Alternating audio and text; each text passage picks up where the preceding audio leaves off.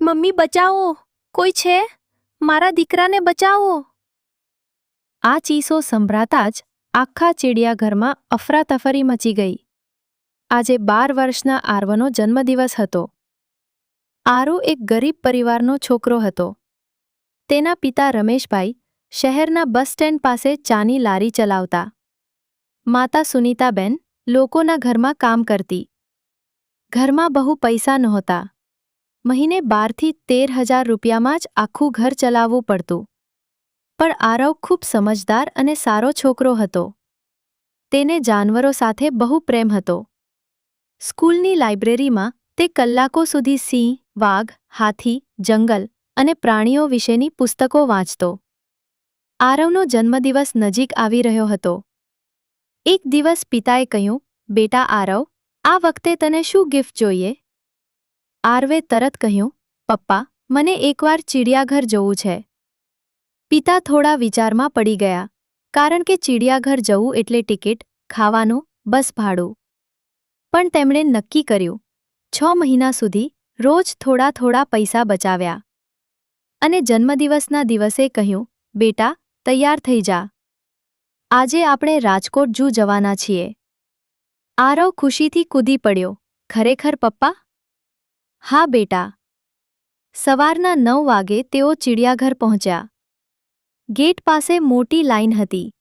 Ticket લેવા 300 રૂપિયા લાગ્યા. પિતાએ આરવ માટે પોપકોર્ન અને જ્યુસ પણ લીધું.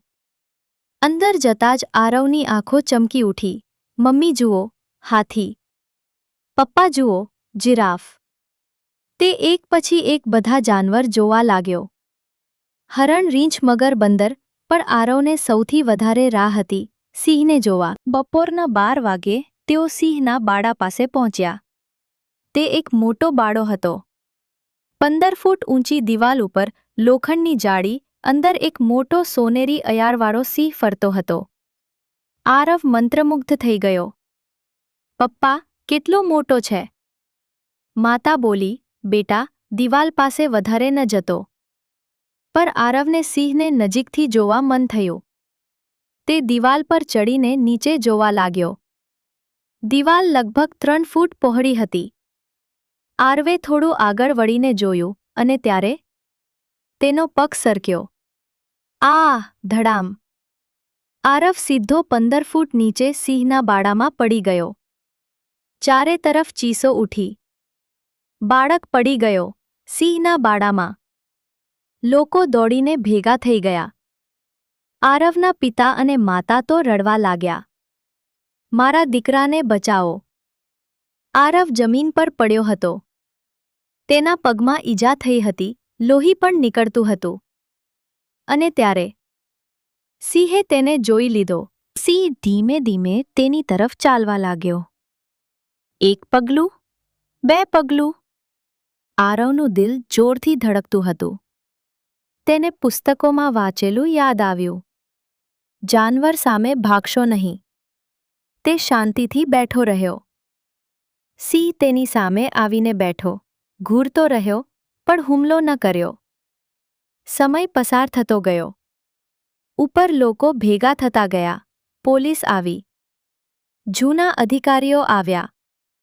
બધા વિચારી રહ્યા હતા, બાળકને કેવી રીતે બહાર કાઢવું? કોઈ અંદર જવાની હિંમત ન કરતું, કારણ કે સિંહ ખૂબ ખતરનાક હતો. 1 કલાક, 2 કલાક, 4 કલાક પસાર થઈ ગયા. આરવે એક વાત ધ્યાનમાં લીધી. સિંહ વારંવાર પોતાના પંજાને ચાટતો હતો. તેને લાગ્યું કંઈક ગડબડ છે. તે ધીમે ધીમે નજીકથી જોયું. અને તેણે જોયું, સિંહના પંજામાં મોટો કાંટો ઘૂસેલો હતો. સિંહ દુઃખમાં હતો. આરવે હિંમત કરી, ધીમે ધીમે હાથ આગળ વધાર્યો. સિંહે તેને જોયો, પણ હુમલો ન કર્યો. આરવે કાંટો પકડી લીધો. ખેંચવાનો પ્રયાસ કર્યો, પણ કાંટો ફસાયેલો હતો. તેને થોડી વધુ હિંમત કરી, જોરથી ખેંચ્યું. ચટાક! કાંટો બહાર આવી ગયો. સિંહે હળવી દહાડ કરી, પણ પછી શાંત થઈ ગયો. તે આરવ પાસે આવીને સૂંઘવા લાગ્યો, જેમ કે આભાર કહી રહ્યો હોય. સિંહ હવે શાંત થઈ ગયો હતો. આરવે ધીમે ધીમે દરવાજા તરફ ચાલવાનું શરૂ કર્યું. ગાર્ડે તક જોઈ દરવાજો ખોલ્યો. બેટા, જલ્દી બહાર આવ. આરવ દોડીને બહાર આવી ગયો. માતા પિતા તેને ચાપીને રડવા લાગ્યા. લોકોએ જોરદાર તાળીઓ પાડી.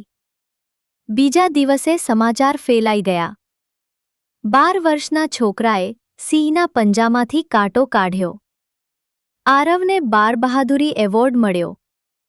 તેને તેના સ્કૂલની ફી માફ થઈ ગઈ. 1 મહિના પછી આરવ ફરી ચિડિયાઘર ગયો સિંહને જોવા. સિંહે તેને ઓળખી લીધો અને હળવી દહાડ કરી, જેમ કે કહેતો હોય, મારા મિત્ર.